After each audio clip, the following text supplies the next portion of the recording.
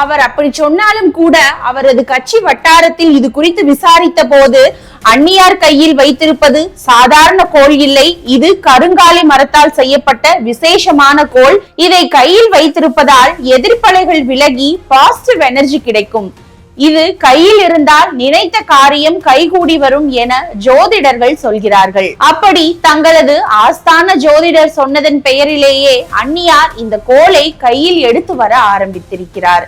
இதே போல கேப்டன் இருந்த போதும் அவரிடம் கையில் கருங்காலி கோல் வைத்துக் கொண்டால் நல்லது என சொல்லி இருக்கிறார்கள். ஆனால் அவர் ஏனோ அந்த யோசனையை ஏற்கவில்லை என்கின்றனர். கடவுள் மறுப்பு கொள்கையை தீவிரமாக கடைபிடித்த முன்னாள் முதல்வர் கருணாநிதியும் சில சமயங்களில் இது போன்ற ஆன்மீக நம்பிக்கைகளுக்கு இடம் கொடுத்ததாக சொல்வார்கள். தனது தோளில் கட்சி துண்டையும் கருப்பு துண்டையும் மட்டுமே அணிந்து பழகியிருந்த கருணாநிதி 1996 மஞ்சள் துண்டுக்கு மாறினார்.